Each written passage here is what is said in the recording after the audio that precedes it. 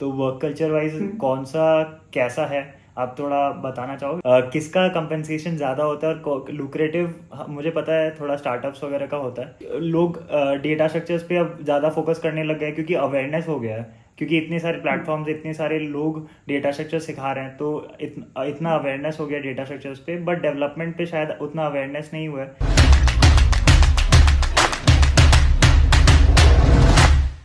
Hi guys, welcome to my YouTube channel. And आज हमारे साथ बहुत स्पेशल गेस्ट मौजूद है, वो none other than Anshika Gupta है। वो अमेजोन में काम कर चुकी है, अभी एक स्टार्टअप में काम कर रही है as a software engineer, growth school नाम का। एंड हम आज उनके साथ बहुत बात करने वाले हैं कि स्टार्टअप और एमएनसीज में किसको चूज करना चाहिए और क्या बेटर होता है। तो चलिए शुरू करते हैं। हाय अंशिका, आप कैसे हो? हाय श्रेयांश, मैं सही हूँ। आप कैसे हो? मैं भी बहुत बढ़िया हूँ। तो अंशिका, मैं ये जानना चाहूँगा कि आपने अमेजोन में भी काम किया है, जो फैंग लेवल की कंपनी है एंड फैंग में आती है, एंड अभी आप एक स्टार्टअप में काम करिए, ग्रोथ स्कूल। इसमें भी थोड़ा टाइम हो गया आपको काम करते हुए, तो आप दोनों का एक्सपीरियंस शेयर करोगे कि दोनों में आपको क्या डिफरेंसेस लगे, और एक स्टार्टअप वर्सेस एमएनसी में क्या बेटर रहता है, कैसी रिस्पॉन्सिबिलिटीज आती है, आप इसके बारे में थोड़ा बताओगे? बिल्कुल यार, चलो इस बारे में बात करते हैं। तो यार, सबसे पहले ऐसा कुछ नहीं होता है कि स्टार्टअप अच्छा है या फैंग अच्छा है। ये बहुत ज़्यादा डिपेंड करता है कि आप अपने करियर से क्या चाह रहे हो। जैसे फॉर एग्जांपल, लेट्स से आप एक बड़ी कंपनी में काम करो। मेरे केस में ले लो अमेजोन में। अब अमेजोन में मैंने क्या चीज़ें सीखी वो आपको बताती हूँ। सबसे पहले यार, आप अमेजोन में ये सीखते हो ना कि विद दैट प्रोसेस स्ट्रक्चर आप कैसे काम करोगे। एक स्टार्टअप में बहुत ज़्यादा प्रोसेस और स्ट्रक्चर और एसओपीज नहीं होते हैं कि यार आपको पता है ये देखो डॉक्यूमेंटेशन ऑन बोर्डिंग के पढ़ लो और आप हो जाओगे, आप मतलब सीख जाओगे। ये लो केटी देख लो, वीडियोस बने हुए हैं, आप समझ लो और आप हमारा प्रोडक्ट समझ जाओगे। ये चीज़ें आपको स्टार्टअप्स में नहीं मिलती हैं।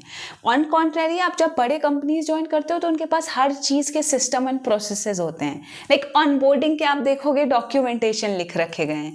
केटी के लिए आप देखोगे कि आपके सीनियर इंजीनियर्स आएंगे और आपको बिल्कुल डेप्थ में एक एक चीज़ समझा रहे होंगे। तो सबसे मेजर जो डिफरेंस होता है ना यार, एक बड़े कंपनी और एक छोटे कंपनी में, सबसे पहले तो यही होता है सिस्टम एंड प्रोसेसेस का। सेकेंड, अमेजोन में जो मैंने बहुत अच्छी चीज़ सीखी है, रिमेंबर मैं फर्स्ट अपना कोड रिव्यू डाल रही थी, लाइक पीआर रेस कर रही थी, एंड जो मेरे सीनियर थे उन्होंने मेरे को फर्स्ट पीआर पे 16 कमेंट्स दिए थे। एंड तो उस वक्त मेरे को ये चीज़ लग रही थी ना यशांश कि मतलब यार ये तो मतलब बहुत उसकी बात है कि मेरे को कोड नहीं करने आता क्या, मतलब 16 कमेंट्स आ रहे हैं मुझे और मैं सही तरीके से लिख नहीं पा रही हूँ। बट आज मैं एक्चुअल में उस चीज़ की वैल्यू समझती हूँ। लाइक आज मुझे ये चीज़ लगती है ना कि यार देखो, उस वक्त जो मेरे को 16 कमेंट्स आए थे ना, वो मुझे हेल्प करा टू अंडरस्टैंड कि आप कोड तो कर लोगे, पर एक अच्छे गुड स्टैंडर्ड को कैसे फॉलो करोगे, बेस्ट प्रैक्टिसेस कैसे इंप्लीमेंट करोगे।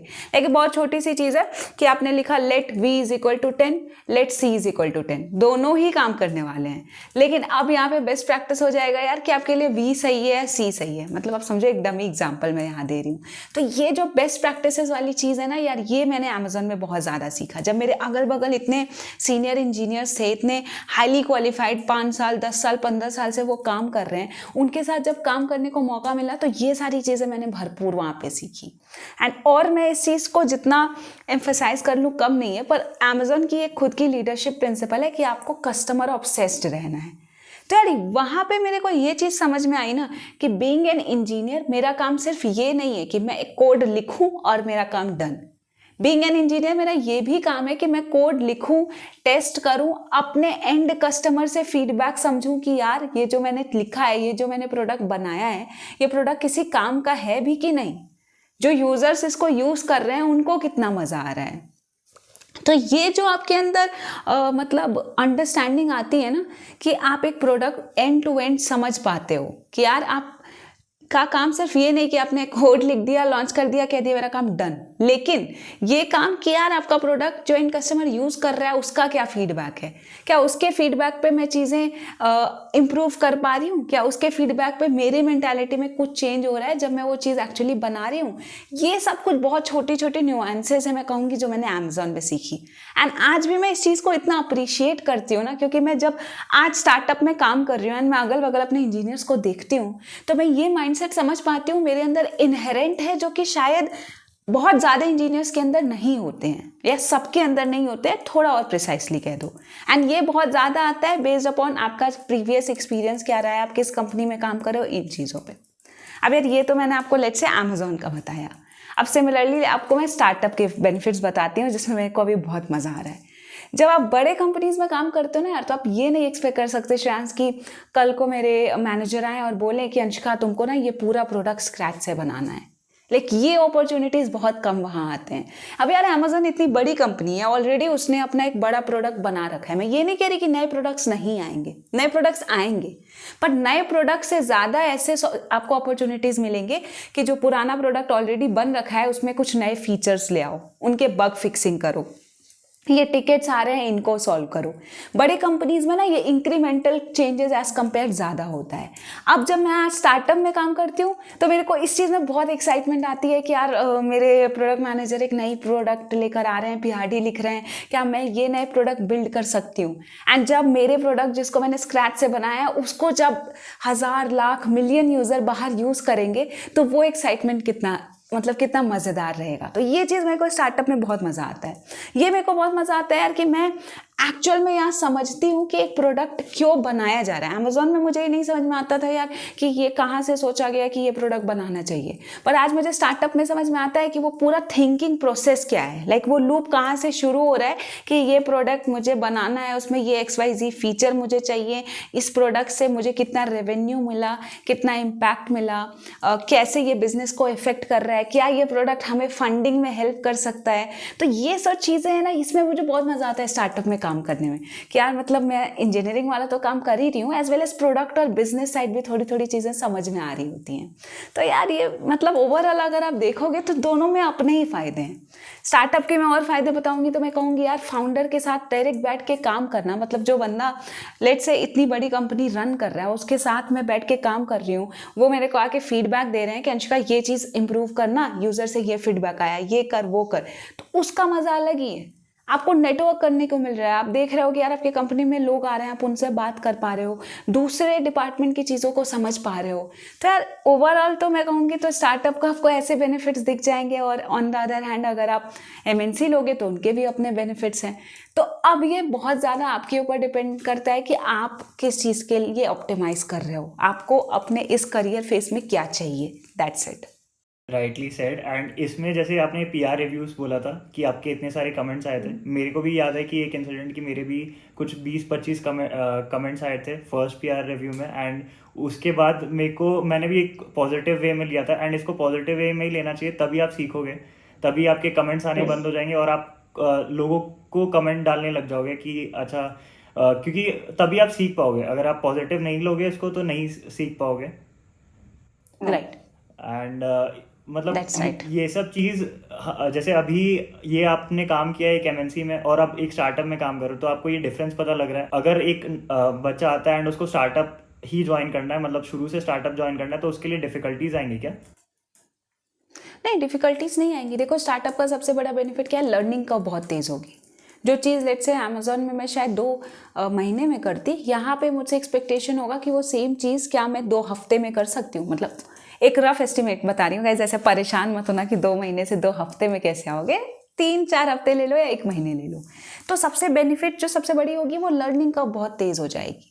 तो अगर आपने एक स्टार्टअप ज्वाइन कर लिया, आपने 6 महीने, 1 साल, 1.5 साल वहाँ काम कर लिया, तो अब आपको पता है कि यार प्रोडक्ट्स बनाते कैसे हैं, बिल्ड कैसे करते हैं। लेट्स से आपको गुड स्टैंडर्ड्स नहीं पता है, उसका कोई डिसएडवांटेज नहीं है।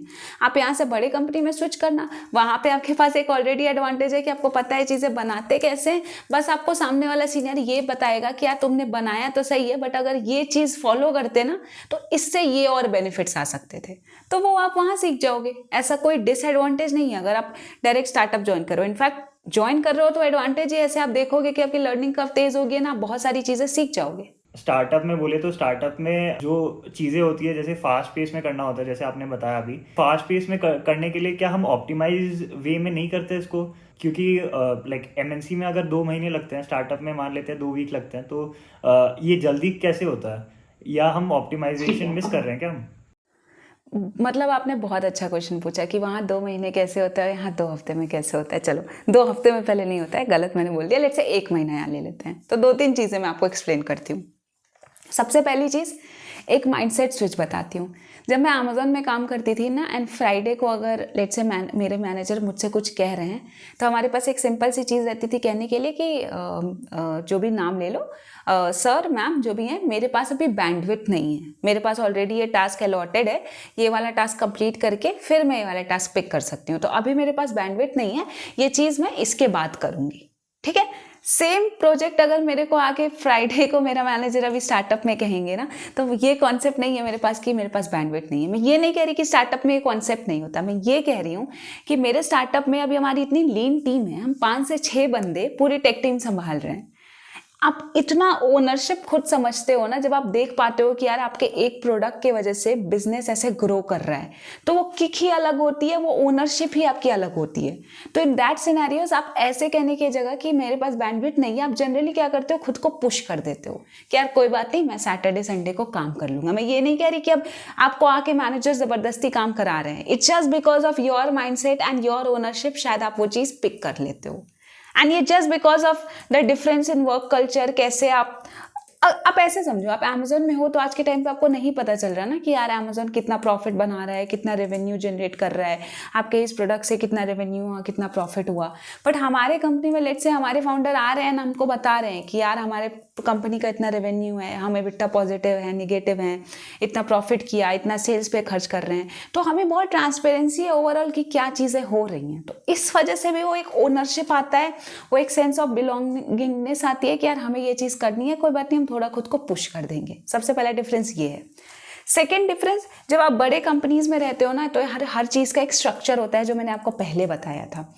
वहाँ पे अगर आप एक डिज़ाइन बना रहे हो तो यार आपको 2 राउंड्स करने पड़ेंगे। पहले आपको एक राउंड करना पड़ेगा कि आप डिज़ाइन डिस्कशन करोगे अपने सीनियर्स के साथ, वो आपको कुछ फीडबैक देंगे, देन आप वापस जाओगे वो डिज़ाइन उस फीडबैक के थ्रू लेकर कि ये फीडबैक मैंने इनकॉर्पोरेट कर लिया, ये मैं फाइनल डिस्कशन अब कर रहा हूँ, या आप देख लो एक बार, आपको सही लग रहा है, आप क्या कुछ सजेशंस देना हाँ, आप क्या कुछ सजेशंस देना चाहते हो। तो बड़े कंपनीज में क्या होता है कि हर चीज़ के लिए आपको कुछ परमिशंस चाहिए होते हैं। लाइक लेट्स से मेरे को अभी कुछ मैं कोई ऐसा एग्जांपल नहीं सोच पा रही हूँ, बट लेट्स से मुझे कुछ डिप्लॉय ही करना है, मैं एक रफ एग्जांपल दे रही हूँ। हो सकता है उस पाइपलाइन में कहीं पे एक परमिशन चाहिए जो कि मैं खुद नहीं कर सकती, बट मुझे अपने एक सीनियर इंजीनियर से लेना होगा। एक एग्जांपल दे रही हूँ। तो ऐसे क्या होता है, बड़े कंपनीज में आपको हर स्टेप पे कुछ परमिशंस चाहिए होते हैं, और उस परमिशन में बहुत ज़्यादा टू फ्रो होता है। आप चीज़ें समझते हो, जैसे PR की सिंपल से मैंने एग्जाम्पल दी कि कोड रिव्यूज़ होंगे, कोड रिव्यूज़ नहीं होंगे, आप आगे नहीं बढ़ पाओगे। कॉन्ट्रेरी छोटे कंपनीज में क्या होते हैं कि वो परमिशंस जो होते हैं ना, वो थोड़े कम हो जाते हैं, जो वो फॉर्मेलिटीज़ होती है ना, वो थोड़ी कम हो जाती हैं कि नहीं, आप जब तक पूरा डॉक्यूमेंट तरह से नहीं लिखोगे हम रिव्यू नहीं करेंगे। यहाँ क्या है, मैं जाऊँगी अपने टीममेट्स के साथ बैठूंगी और उनको फट से पेन पेपर लेके समझा दिया कि यार ये स्ट्रक्चर में सोच रहे हैं, आपको कुछ फीडबैक है, आप बता दो पेन पेपर से, तो ये चीज़ें यहाँ चल जाएंगी। बट बड़े कंपनी में क्योंकि उनका एक स्ट्रक्चर एंड प्रोसेस है, आप वहाँ पे ये चीज़ें नहीं कर सकते हो, आपको वहाँ पे वो पूरा डॉक्यूमेंटेशन वाली चीज़ें फॉलो करनी पड़ेंगी। तो इस वजह से आप वो थोड़ा डीले देखते हो कि एक प्रोजेक्ट को फिनिश होने में थोड़ा टाइम लग जाता है। एंड थर्ड इज कि डेफिनेटली आप जब स्टार्टअप में काम कर रहे हो तो आप शुरू से ही आप वो चाहते हो कि यार आप चीज़ें जल्दी करो। अब इसका मतलब ये नहीं है कि आप एकदम से डेटा लीकेज कर दोगे, सिक्योरिटी लीकेज करोगे, बहुत ही गंदा एल्गोरिदम लिख दोगे, ये नहीं है। बट हाँ, कहीं पे लेट से अगर आप सोच रहे हो कि ये एकदम से बेस्ट चीज़ है, तो शायद एकदम आप उस बेस्ट चीज़ पे ना जाके एक बेटर सॉल्यूशन लेकर आओगे। अब बीइंग बेटर सॉल्यूशन में ये नहीं कह रही कि वो बेकार सॉल्यूशन होगा, उसमें कोई लूप होल्स होंगे, नहीं, लूप होल्स नहीं एक्सपेक्टेड है। अगर आप एक टेक प्रोडक्ट बना रहे हो तो यार एक आपको अच्छा ही टेक प्रोडक्ट बनाना है, कुछ भी नहीं बना सकते हो। हाँ, बट कुछ रीफैक्टरिंग, कुछ ऑप्टिमाइजेशंस अगर आप बाद में भी करते हो तो वो चल जाता है। तो ये 3-4 चीज़ें ऐसे फैक्टर्स होते हैं जिसकी वजह से आप देखते हो कि यार मतलब जो भी आपकी प्रोडक्ट की डिलीवरी है वो तेज़ हो जाएगी। एंड आप खुद वो देखोगे कि भाई बंदे रात में 1-1, 2-2 बजे तक लगे पड़े हैं, काम कर रहे हैं सब साथ में कि यार अभी हमें कल लॉन्च करना है एनी हाउ। तो वो पेस उस चीज़ की वजह से आ जाती है यार। हाँ, तो मतलब इसमें आप ये भी बता रहे थे कि ये एक बेबी स्टेज से आप देख रहे हो, तो इसमें क्या होता है कि Yes. सब इंजीनियर साथ में एकदम करते हैं जल्दी, इसलिए हम सैटरडे संडे पुश करते हैं। हमें बोला नहीं जाता कि सैटरडे संडे पुश Right. करो। तो ऐसे देख के, टीम एनवायरनमेंट देख के मज़ा आता है और ऐसे काम भी जल्दी हो जाता है, right? Yes yes yes. Okay, तो जनरली ऐसा क्यों कॉन्सेप्ट है अभी इंडिया में कि जल्दी हम नहीं जाना चाहते स्टार्टअप्स में, हम एमएनसीज में जाना चाहते हैं। और अभी तो फैंग तो बहुत ज़्यादा ही फेमस है कि लोग फैंग नहीं जाना चाहते हैं एंड स्टार्टअप्स उतना कंसिडर नहीं करना चाहते, वो सेकंड ऑप्शन रखते हैं स्टार्टअप्स को। तो इसके बारे में आप बताओगे ऐसा क्यों होता है? और आपने फैंग से स्टार्टअप में चूज किया तो वो स्टार्टअप को एज अ फर्स्ट ऑप्शन रखा। हाँ, आप सही कह रहे हो, ये चीज़ डेफिनेटली रहती है। पहली चीज़ होती है यार कि हमारे कंट्री में अभी तो स्टार्टअप का एरा आया है कि आप देख रहे हो बहुत सारे स्टार्टअप्स आ रहे हैं, बहुत सारी यूनिकॉर्न्स बन रहे हैं, कहीं ना कहीं अब हम उस फेज में आए हैं। देखो यहाँ पे एक चीज़ है ना यार कि लोगों को लगता है स्टार्टअप स्टेबल नहीं है, जो कि शायद कह सकते हो कि यार ठीक है। आप ऐसे समझो कि बड़े कंपनीज के पास हर चीज़ का स्ट्रक्चर है, हर चीज़ का प्रोसेस है, उन्हें पता है कि यार हम 50 साल 100 साल से चल रहे हैं, हमें पता है कि हमें इसी तरह से चलना है, ये हम आगे फॉरकास्ट कर रहे हैं कि 2023 में हम इतना पैसा खर्च करने वाले हैं, इतना पैसा अर्न करने वाले हैं। ये सारी चीज़ें उनकी बहुत सेट होती हैं। स्टार्टअप में क्या है यार, 4 साल 5 साल 2 साल पहले शुरू किया है, उनको खुद को नहीं पता है कि क्या पता 2 साल बाद हम शट हो जाए, विच इज़ रियलिटी। नहीं चल रहे हैं, क्या पता शट हो जाए। तो वो बहुत ज़्यादा अनस्टेबिलिटी होती है। यू नेवर नो कि कल को स्टार्टअप बंद हो जाए, आप जो इतना मेहनत कर रहे थे आपको लगे यार चला ही नहीं चीज़ें और ख़त्म हो गई। तो ये अनस्टेबिलिटी फैक्टर की वजह से पहली बात बहुत लोग सोचते हैं कि नहीं यार मुझे स्टार्टअप नहीं ज्वाइन करना है, मुझे बड़ी कंपनी में जानी है, ठीक है, विच इज़ फाइन। आप ये नहीं कह सकते, आप खुद सोचो यार कितने स्टार्टअप शुरू होते हैं और कितने स्टार्टअप्स उसमें से सक्सेसफुल होते हैं, वो भी रेशियो आपको देखना पड़ेगा, तो विच इज़ फाइन। लेकिन कहीं अगर आपको लगता है कि नहीं यार ये स्टार्टअप पे मेरे को बेट लेना है, मेरे को लग रहा है ये स्टार्टअप सही करेगा, तो वो आप बेट ले सकते हो, उसमें कोई दिक्कत नहीं। सेकेंड थिंग इज कि जो चीज़ मैं अभी आपको पॉजिटिव वे में बोल रही हूँ ना कि आप हसल करते हो, आप बहुत ज़्यादा खुद को पुश करते हो, ये कब तक आप करोगे? एक टाइम आएगा, लेट्स से जब आप अपने 30s में होगे ना, आपको लगेगा कि नहीं यार शायद मुझे अभी उतना हसल नहीं करना, मैं ना अभी अपने थोड़ा फैमिली को प्रायोरिटाइज करना चाह रहा हूँ। तो उस केस में आप ना वो हसल वाली सेम चीज़ जो मैं अभी शायद पॉजिटिव ले रही हूँ, आप उस चीज़ को निगेटिव ले लोगे कि यार मतलब ये तो वर्क लाइफ बैलेंस ही नहीं है, इतना ज़्यादा काम करना पड़ रहा है। तो इस वजह से भी कुछ लोग ऐसे हो जाते हैं नहीं यार मुझे स्टार्टअप में नहीं जाना, मुझे बड़ी कंपनीज में जाना है। एंड और भी रीजंस है। स्टार्टअप में क्या है, हो सकता है आज आप जिस प्रोडक्ट पे काम कर रहे हो कल को वो प्रोडक्ट लॉन्च ही ना हो, वो प्रोडक्ट ही गायब हो जाए। क्यों? क्योंकि उनको पता चला यार प्रोडक्ट बाहर लाके मार्केट में कि नहीं यार ये प्रोडक्ट नहीं चल रहा, हमें कुछ और प्रोडक्ट पे बनाना है। अब वो प्रोडक्ट आपका बैन हो गया, आप किसी नए प्रोडक्ट पे काम करने लगे। तो ये सारी ना जो टू फ्रो और नई नई चीज़ें होती हैं स्टार्टअप में, ये बहुत ज़्यादा होती हैं। तो इन कुछ रीजंस की वजह से शायद लोगों को लगता है कि नहीं यार स्टार्टअप नहीं ज्वाइन करते हैं, लेट्स से हम कुछ बड़ी कंपनी ही ज्वाइन कर लेते हैं। ओके, एंड अभी जैसे ले ऑफ्स काफ़ी हो रहा है, तो फैंग में जैसे ले ऑफ्स काफ़ी हुए एंड अभी स्टार्टअप्स को कंपैरिजन करें और एमएनसीज के कंपैरिजन करें तो एमएनसीज में ले ऑफ्स ज़्यादा होते हैं स्टार्टअप्स के कंपैरिजन, क्योंकि वो कम ही हायर करता है। तो इसमें आप कुछ बोलना चाहोगे? नहीं यार देखो, ले ऑफ्स का ये नहीं है, ले ऑफ कहीं भी हो सकता है, स्टार्टअप में भी हो सकता है। ले ऑफ का बस इतना है मतलब अगर आपने राइटफुली अपने रिसोर्सेज पहले प्लेस पे नहीं हायर किए थे, आपने अपनी प्लानिंग सही नहीं की थी और आप नहीं प्रिडिक्ट कर रहे थे या नहीं आपको पता था मार्केट इस तरीके से क्रैश होने वाली है, तो आपके पास कोई ऑप्शन नहीं बचता, आप लोगों को फायर करते हो। वो स्टार्टअप में भी हो सकता है, वो बड़ी कंपनीज में भी हो सकता है। हाँ, स्टार्टअप में ये चीज़ आप कहोगे कि शायद थोड़ा जल्दी हो सकता है बिकॉज ऑफ फंड क्रंचेस, कि उनके पास फंडिंग कम हो या कुछ, एज कम्पेयर टू बड़ी कंपनी। अगर लेट्स से उनके पास बहुत ज़्यादा फंडिंग है या उनका रेवेन्यू बहुत ज़्यादा है, प्रॉफिट बहुत ज़्यादा है, जो भी चीज़ ले लो, तो इस सिनेरियो में ये तो कहना सही नहीं रहेगा कि यार आप स्टार्टअप ज्वाइन कर लो क्योंकि ले ऑफ नहीं होगा, क्योंकि ऐसा कोई कॉन्सेप्ट नहीं है। यहाँ भी हो सकता है, वहाँ भी हो सकता है। इनफैक्ट अगर मैं बिना बायस के बताऊँ तो मुझे ऐसा लगता है कि शायद स्टार्टअप में जल्दी हो सकता है। तो जैसे आपने एक पॉइंट रेज किया था अभी वर्क कल्चर के बारे में कि वर्क कल्चर डिफरेंट होता है स्टार्टअप्स और इसका, तो उसके बारे में डिस्कस कर लेते हैं कि आपने जैसे दोनों कंपनी में काम किया है, तो वर्क कल्चर वाइज कौन सा कैसा है, आप थोड़ा बताना चाहोगे? बिल्कुल यार, देखो जब आप एमएनसीज में काम करते हो तो बहुत मिक्स ऑफ पीपल होते हैं। कुछ लोग अपने 40s में, कुछ 50s में, कुछ 30s में, कुछ 20s में, बहुत मिक्स ऑफ लोग आपको मिलते हैं। तो उसमें क्या होता है ना यार कि इन्वायरमेंट एक काफ़ी प्रोफेशनल होता है। देखो मैं जो चीज़ें शेयर कर रही हूँ ये बहुत ज़्यादा बेस्ड है अपॉन एक स्टार्टअप में मैंने जो काम किया और एक एमएनसी में काम किया है। तो प्लीज़ अगर आपका कुछ और इससे डिफरेंट एक्सपीरियंस है तो आप कॉमेंट में बताना, बट मैं अभी आपको अपना बताती हूँ। तो यार जब मैं अमेजोन में काम करती थी तो मैं देखती थी बहुत मिक्स ऑफ लोग रहते थे हर एज ग्रुप के। तो उसकी वजह से क्या है ना, एक बैलेंस हमेशा बना रहता है। ऐसा नहीं होता है कि सब एकदम एक्साइटेड है और ऐसा भी नहीं होता सब एकदम से डल है, एक मिक्स है। ऑन कॉन्ट्रेरी मैंने स्टार्टअप में क्या ऑब्जर्व किया है कि ज़्यादातर लोग जो काम कर रहे होते हैं वो ज़्यादातर लोग कहूँगी, सब नहीं कहूँगी, ज़्यादातर लोग इन देयर 20s 30s होते हैं। तो इसकी वजह से क्या होता है ना, लोगों में एक बहुत एक्साइटमेंट रहता है एंड बहुत ज़्यादा वो कल्चर रहता है ना कि यार काम तेज़ी से कंप्लीट करते हैं, फिर पूरा जम के पार्टी भी करेंगे। तो what I have observed is that कि एक बहुत अच्छा बॉन्ड बनता है लोगों में, क्योंकि आप अपने वर्क प्लेस के बाहर, क्योंकि आप देखो वर्क प्लेस में भी इतना ज़्यादा एक दूसरे के साथ हो, हासिल कर रहे हो, काम कर रहे हो, देन वो जब काम खत्म होता है तो आप उसमें भी इन्वॉल्व होते हो कि यार चल अब पार्टी करते हैं, करते हैं, वो करते हैं। तो ये एक थोड़ा सा सटल चीज़ है जो मैंने डिफरेंस देखा है कि स्टार्टअप के कल्चर और मतलब just from the perspective of energy में कह रही हूँ। बाकी कल्चर यार ऐसे कहोगे तो दोनों ही अच्छे हैं, बस एक जगह थोड़ा प्रोफेशनलिज्म ज़्यादा है और एक जगह ऐसा है कि हाँ यार ठीक है, मतलब काम होना चाहिए और बाकी चीज़ें मस्ती मजाक हंसी, मतलब वो सारी चीज़ें चलती रहती हैं। तो राइटली सेड। एंड अब आप ये बताओ कि जैसे पार्टी वगैरह तो रहता है एंड इसका अब हायरिंग बताओगे कि हायरिंग प्रोसेस क्या होता है? बिल्कुल बिल्कुल यार, ये अच्छा क्वेश्चन आपने पूछा है। तो देखो मैं हमेशा से ये बात बहुत क्लियरली कहती हूँ कि अगर आपको फैंग में जाना है तब तो यार आपको शुरू से डेटा स्ट्रक्चर्स एंड एल्गोरिथम पढ़ना पड़ेगा। अगर आप फ्रेशर हो, अगर आप फ्रेशर नहीं हो, 4-5 साल वाले एक्सपीरियंस बंदे हो, इन दैट सिनेरियो अगर आपको डेटा स्ट्रक्चर्स एंड एल्गोरिथम इतना स्ट्रॉन्ग नहीं है तो भी आप चल सकता है, क्योंकि उसके ऑल्टरनेट राउट्स होते हैं जहाँ पे वो डायरेक्ट आपसे फ्रंट एंड बैक एंड इसके सवाल पूछ रहे होते हैं। बट अगर आप स्टार्टअप्स में जाना चाहते हो देन इन दैट केस यार आपको अपना डेवलपमेंट स्किल बहुत स्ट्रॉन्ग रखना पड़ेगा।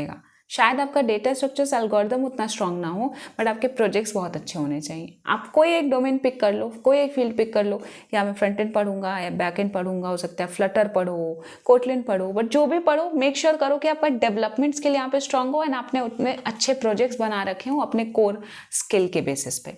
तो इस वजह से जो आपका स्टार्टअप का हायरिंग प्रोसेस होता है वो बहुत ज़्यादा स्किल असेसमेंट बेस्ड होता है। लाइक जब अपना फर्स्ट राउंड दोगे ना तो भी वहाँ देखोगे आपको कुछ टास्क दे दिया जाएगा।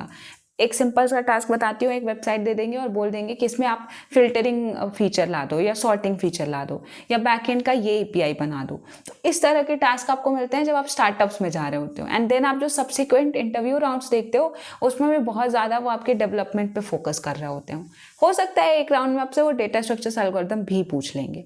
और ऑन कॉन्ट्रेरी जब आप फैंग जैसे कंपनीज में अप्लाई कर रहे होते हो वो हेविली बेस्ड होता है आपके डेटा स्ट्रक्चर्स एंड एल्गोरिथम पे। अगर उनके 4 राउंड्स हो रहे हैं तो मोर देन गुड चांस है कि यार 3 राउंड में तो आपको डेटा स्ट्रक्चर पे ड्रिल करेंगे, सिस्टम डिज़ाइन पूछ लेंगे, कुछ आध बिहेवियरल क्वेश्चन पूछ लिया, थोड़े बहुत डेवलपमेंट में भी घुस गए कि आपने क्या काम कर रखा है। तो ये आपका ओवरऑल एक डिफरेंस होता है फैंग वर्सेस स्टार्टअप की हायरिंग प्रोसेस में। ओके, तो आपने ये सोचा है कभी कि ये फैंग में सिर्फ डेटा स्ट्रक्चर्स पूछते हैं और स्टार्टअप में ये डेवलपमेंट पूछते हैं, तो कौन सी हायरिंग प्रोसेस सही है? देखो दोनों, अब देखो मैं आपको सिंपल सा चीज़ बताती हूँ, ये प्रोसेस आता कहाँ से है।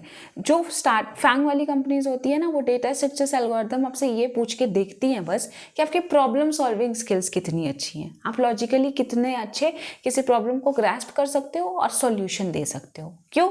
क्योंकि अगर उनको ये समझ में आ गया कि यार फंडामेंटली इस बंदे की प्रॉब्लम सॉल्विंग स्किल्स अच्छी हैं, ये चीज़ें ग्रास्प कर सकता है, चीज़ें बना सकता है, तो वो क्या करेंगे, वो इनिशियली आपके उनके पास इतना टाइम बफर होता है कि वो आप पे इनिशियली 1-2 महीने इन्वेस्ट कर सकें कि ठीक है यार हमें पता चला कि हमें रिएक्ट का एक प्रोजेक्ट बनाना है, तो आप ये लो 1-8 महीने, थोड़ा ऐसा नहीं कि एकदम पढ़ लो, पर उनके पास वो थोड़ा टाइम है कि वो आपको दे सकते हैं कि हाँ यार आप इसमें थोड़ा सा पढ़ के और फिर ये चीज़ डेवलप करना।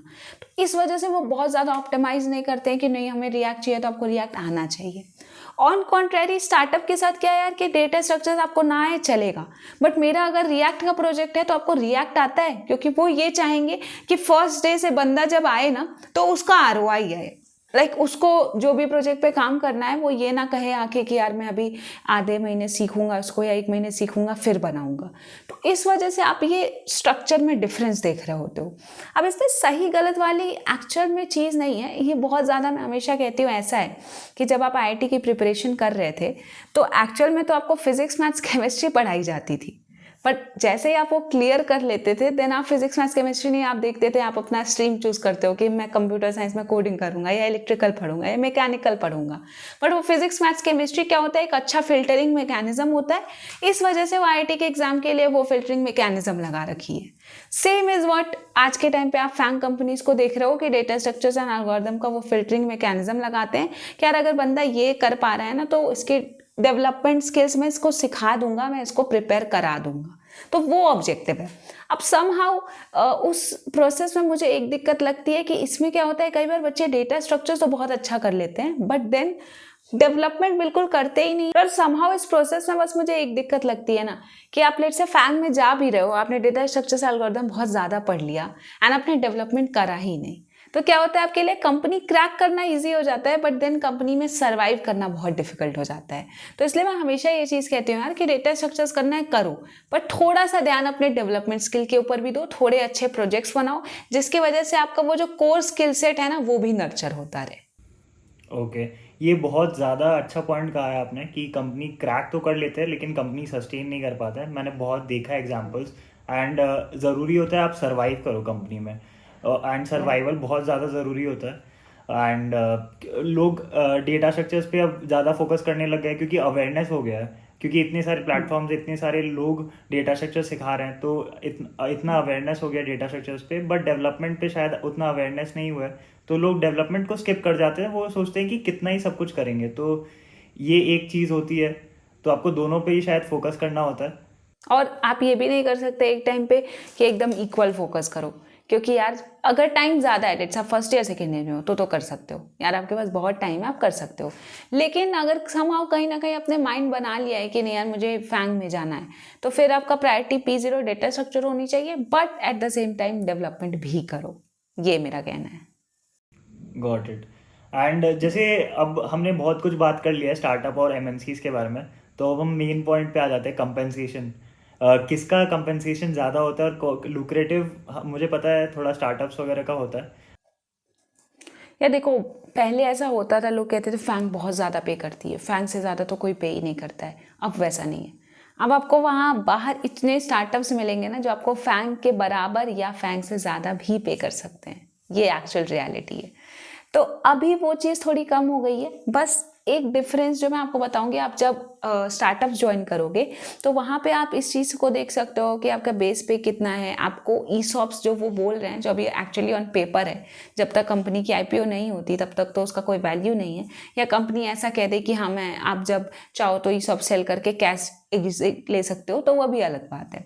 लेकिन मैं यहाँ ये कहना चाह रही हूँ कि आप ये चीज़ ज़रूर देखना कि यहाँ पे आपके बेस सैलरी कितनी है, ईसॉप्स कितनी है, बोनस कितनी है, अप्रेजल बोनस कितनी है, ये चीज़ें अच्छे से देखना। क्योंकि क्या है कि लेट से अगर आप ऑप्टिमाइज कर रहे हो कि यार इस कंपनी में आप 7-10 साल रहोगे, तो देखो अगर 7-10 साल रह रहे हो तो इन दैट केस डेफिनेटली आपको ईसॉप्स पे ऑप्टिमाइज करना चाहिए, क्योंकि यही वो चीज़ है जो आपको वेल्दी बनाएगी। लाइक यहाँ पे ऐसे इंक्रीमेंटली नहीं बढ़ेगा, बट वो मल्टीप्लाई हो रहा होगा जैसे जैसे कंपनी आगे फंडिंग उठाएगी, वैल्यूएशन बढ़ेगा। बट अगर आप वहाँ पे नहीं रहने वाले हो ज़्यादा दिन, तो उस केस में यार आपको ईसॉप्स के बारे में थोड़ा थॉट देना चाहिए कि क्या मुझे इतना ईसॉप्स लेना चाहिए या उसका कैश कंपोनेंट चाहिए। ऑन द अदर हैंड, आप बड़े कंपनीज के साथ देखोगे, आपको जो वैल्यू उन्होंने ईसॉप्स में दी, अगर वो वेस्ट हो चुका है तो वो पैसा आपको मिल जाने वाला है, क्योंकि यार वो आपकी पब्लिक कंपनी हो चुकी है इस वक्त। तो ये कुछ पैरामीटर्स हैं जो आपको देखना पड़ेगा जब भी आप कंपनसेट नेगोशिएट कर रहे हो या सैलरी के अराउंड डिस्कशन कर रहे हो। बट ओवरऑल अगर आप मुझसे पूछोगे तो इस वक्त आपको स्टार्टअप्स भी हाईली कम्पिटिटिव सैलरी ऑफर कर रही होती हैं। राइट।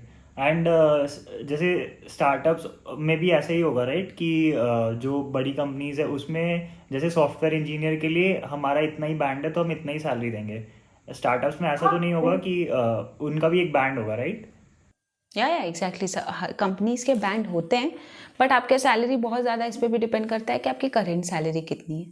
तो अगर आपकी करेंट सैलरी कम है तो वो what I can say max है इसकी बैंड से ज़्यादा स्टार्टअप मैक्स बजट पे चलती है कि यार इससे ज़्यादा तो हम नहीं अफोर्ड कर सकते हैं। अब वो आपको देखेगी कि आपकी करेंट सैलरी कितनी है, उस बेसिस पे आप अपना नेगोशिएशन वगैरह करो, वो चीज़ें होती हैं। बट ऑन कॉन्ट्रेरी मैंने बड़े कंपनीज के क्या साथ देखा है, जैसे फैंग है, अगर उसने कह दी कि मेरा जो रेंज है SD1 के लिए वो लेट से 18 से 25 है, तो 18 से 25 जैसे उसने कहा, अगर आपकी करंट सैलरी 3 या 4 लाख भी है ना, तो भी वो आपको 18 से 25 के रेंज में ही देगी। इट्स नॉट लाइक कि 3-4 से वो आपको कहेगी कि ठीक है आप 6 पे आ जाओ या 7 पे आ जाओ। पर जब आप यहाँ पे नेगोशिएट करोगे तो बहुत ज़्यादा इस पे भी डिपेंड है आपकी करंट सैलरी कितनी है, आप क्या वैल्यू ला रहे हो, आप क्या स्किल सेट हैं, उस बेसिस पे आपका एक सैलरी डिसाइड होके आता है। ये पहले से इस मॉडल पे नहीं चलते हैं कि हाँ यार मेरा तो ये रेंज है। रेंज होगा, मैं ये नहीं कह रही कि एकदम से नहीं है, बट वो रेंज बहुत ज़्यादा वैरी कर रहा होता है। ऐसा कोई फिक्स नंबर मैं आपको नहीं कोट कर सकती हूँ। राइट। एंड ये सबसे ज़्यादा इम्पोर्टेंट है कि लर्निंग कर्व काफ़ी ज़्यादा होता है स्टार्टअप में। Yes. वो एम्फोसाइज करना चाहता हूँ मैं, क्योंकि मैंने भी काफ़ी स्टार्टअप्स में काम किया है एंड कर भी रहा हूँ। तो उसमें क्या है कि लर्निंग कर्व आपको काफ़ी टेक्नोलॉजीज पे काम करने मिलता है जो आपको बड़ी कंपनीज में नहीं मिलता है। तो वो एक एडेड एडवांटेज रहता है कि आपका जो आपको कॉन्फिडेंस खुद आने लग जाता है कि हाँ मैंने इस पे भी काम कर लिया है एंड टू एंड, तो आप और भी काम ले सकते हो। राइट, बिल्कुल सही बात बोल रहे हो आप श्रेयांश। मेरे को लगता है कि हमने बहुत कुछ कवर कर लिया एंड ये हो सकता है कि लोगों को हेल्प हो। Thank you for taking out the time to talk to us. Thanks Shreyansh, आपको आपने इन चैनल पे इनवाइट किया एंड मेरे को काफ़ी मज़ा आया आपसे बात करके। होप जो लोग ये वीडियो देख रहे हैं उनको भी मज़ा आए एंड कुछ नई चीज़ें सीखने को मिले। तो अगर आप लोग ने यहाँ तक वीडियो देखा तो ये वीडियो को लाइक कर दीजिए, और अगर अभी तक चैनल पे नए हो, चैनल को सब्सक्राइब नहीं किया तो चैनल को सब्सक्राइब कर दीजिए और बेल आइकन को भी दबा दीजिए। चलिए मिलते हैं नेक्स्ट वीडियो में। Thank you guys.